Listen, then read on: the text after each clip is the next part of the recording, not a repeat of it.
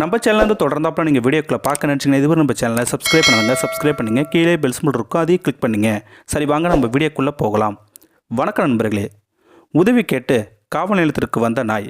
இதை பார்த்த காவல் அதிகாரிகள் அனைவருமே ஒரு நிமிஷம் அதிர்ச்சியில் சில போல் நின்று போயிட்டாங்களாம்.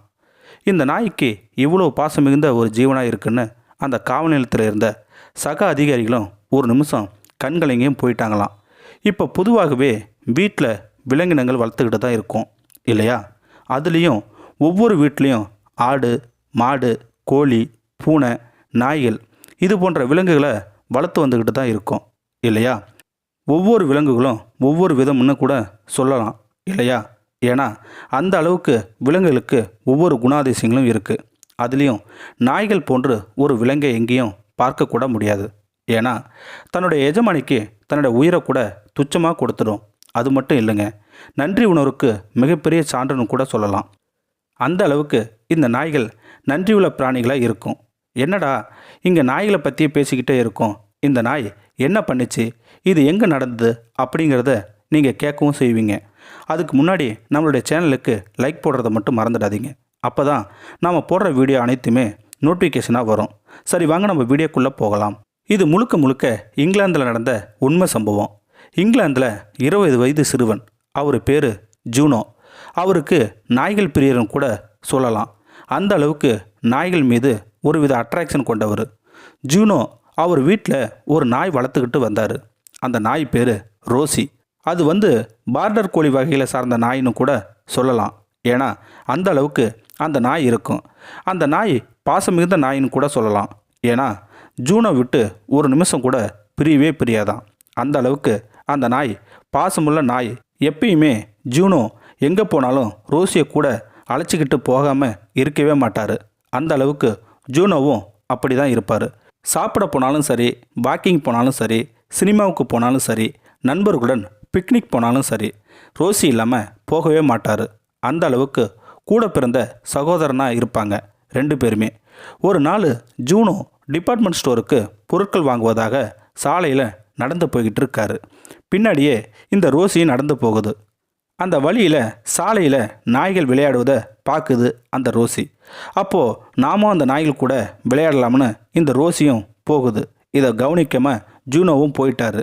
கொஞ்சம் நேரம் கழித்து டிபார்ட்மெண்ட் ஸ்டோருக்கு போனதுமே ஜூனோவுக்கு பிடித்த விளையாட்டு பொருட்களை வாங்கலாம்னு திரும்பி பார்க்குறாரு. அப்போ தான் தன்னுடன் வந்த ரோசி என்கிற நாய் காணும்னு அதிர்ச்சியும் ஆகிறாரு. பொருட்கள் வாங்காமலே தன்னுடைய நாயை காணும்னு பல இடத்துல அலைஞ்சு பார்க்குறாரு. ஆனால் ரோசி கிடைக்கவே இல்லை. சரி என்னடா பண்ணுறதுன்னு தன்னுடைய வீட்டுக்கே வந்துட்டார் ஜூனோ. ஆனால் தன்னுடைய ரோசியை விட்டு ஒரு நாள் கூட பிரிஞ்சதே இல்லையாம். அழுதுகிட்டே இருந்தார் ஜூனோ. ஆனால் அந்த ரோசி அந்த நாய்களை விளையாடிட்டு கொஞ்சம் நேரம் கழித்து பார்க்குது. தன்னுடைய முதலாளி வருவார், அழைச்சிக்கிட்டு போவார்னு. ஆனால் வரவே இல்லை. அப்போ தான் ரோசிக்கு புரிஞ்சுது, தன்னுடைய எஜமானியை விட்டு பிரிஞ்சு போயிட்டோம்னு. சாலையில் நடந்து அழுதுகிட்டே போகுது. அப்போ தான் ரோசிக்கு ஒரு யோசனை வருது. தன்னுடைய எஜமானிக்கிட்ட எப்படியும் போய் ஆகணும்னு முடிவு பண்ணுது. அங்கே இருக்கிற காவல் நிலையத்தை பார்க்குது அந்த ரோசி. உடனே கத்திக்கிட்டே ரோசி காவல் நிலையத்தில் போகுது. போன உடனே அழுதுகிட்டே கத்துது.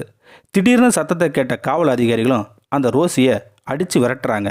உடனே திரும்பவும் அந்த காவல் நிலைய அதிகாரிகளை அனைவருமே உரைச்சிக்கிட்டே அழுதுகிட்டே நிற்கிது இந்த ரோசி. உடனே அந்த காவல் நிலையத்தில் இருந்த அனைத்து காவல் அதிகாரிகளும் ஒரு நிமிஷம், ஏன் இந்த நாய் கத்துது, அது மட்டும் இல்லாமல் அழுகுது, என்ன காரணமாக இருக்கும் அப்படின்னு யோசிக்கவும் ஆரம்பிச்சிட்டாங்க. அப்போ தான் அந்த ரோசியின் கழுத்தில் பெல்ட் மாதிரி இருந்தது. அதை பார்த்த காவல்துறை அதிகாரிகளும் அந்த ரோசிக்கிட்ட போய் உனக்கு என்ன பிரச்சனை அப்படின்னு கேட்கும்போது கழுத்தில் மாட்டியிருந்த பெல்ட்டில் செல்ஃபோன் நம்பரும் இருந்தது.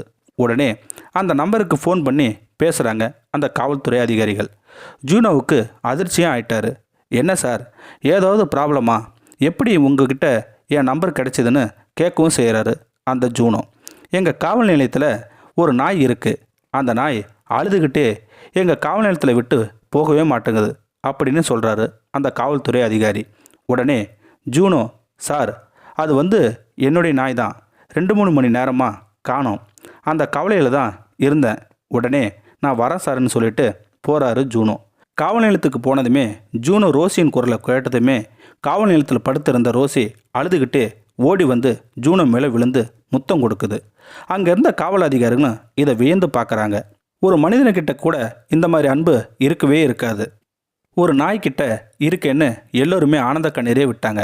அது மட்டும் இல்லாமல் அந்த நாய்க்கு இவ்வளோ நன்றியுள்ள ஜீவனாக இருக்குன்னு வாழ்த்துக்களும் சொன்னாங்க.